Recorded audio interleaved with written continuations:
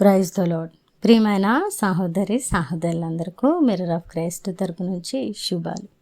ప్రియమైనటువంటి వాళ్ళారా, మీరంతా బాగున్నారని, అలాగే ప్రతిరోజు డైలీ వాగ్దానం ద్వారా ఆదరించబడుతూ ఉన్నారని విశ్వసిస్తూ ఉన్నాము.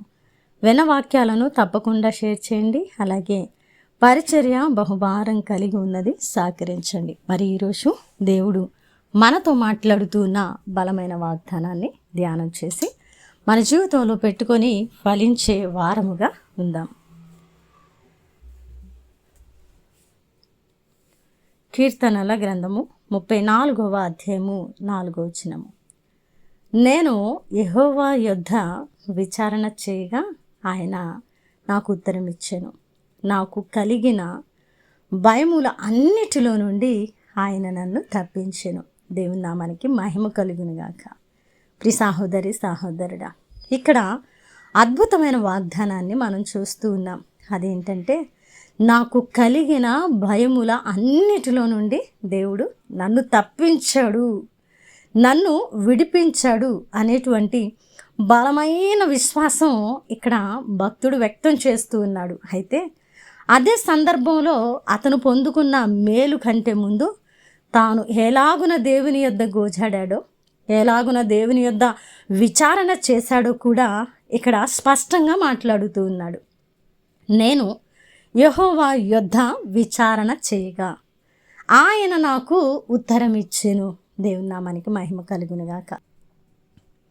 ఈరోజు ఈ వాగ్దానము వినగానే మనం అనుకుంటూ ఉంటాం, అవునయ్యా, నాకు కలిగిన భయముల అన్నిటిలో నుండి నీవు నన్ను తప్పిస్తానని వాగ్దానం చేస్తావు. నీకు మహిమ ప్రభువా, నేను ఈ మాట కోసం ఎదురు చూస్తూ ఉన్నానయ్యా అని అనుకుంటూ ఉన్నామేమో. మంచిదే, దేవుడు నిన్ను ఖచ్చితంగా నీ భయముల అన్నిటిలో నుండి విడిపిస్తారైతే దానికంటే ముందు నువ్వు ఖచ్చితంగా దేవుని యొద్ద ఏం చేయాలంటే విచారణ చేయాలి, కనిపెట్టాలి. నువ్వు దేవుని యొద్ద విచారణ చేస్తే కదా ఆయన నీకు ఉత్తరం ఇచ్చి నీకు కలిగిన భయముల అన్నిటిలో నుండి నిన్ను తప్పించేది. కాబట్టి ప్రియ సహోదరి సహోదరుడా, వాగ్దానంలో ఉన్న ఆజ్ఞను కూడా పూరించబద్ధులమై ఉన్నాం.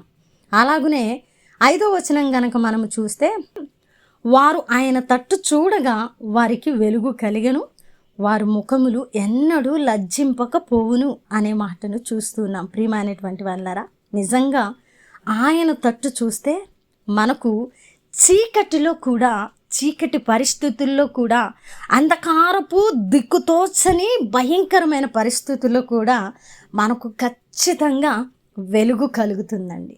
వెలుగు కలగడమే కాదు, మన ముఖములు ఎన్నడూ కూడా లజ్జింపవు. అంటే మనము ఎన్నడూ కూడా సిగ్గుపడమండి. ఎందుకంటే ఆయన తట్టు చూసినప్పుడు మన పరిస్థితులు అన్నీ కూడా వెలుగుతో నింపబడటమే కాదు, మనము సిగ్గుపరచబడని పరిస్థితుల్లో నిలబెట్టబడతాం.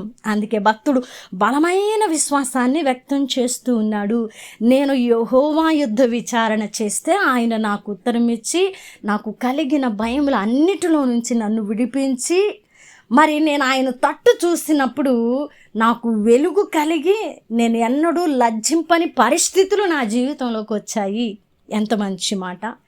మనము మన పరిస్థితుల్లో వెలుగుకరంగా ఉండాలంటే, మన చీకటి బంధకాల అన్నిటిలో మనం విడిపించబడాలంటే మనం ఆయన తట్టు చూడాలండి.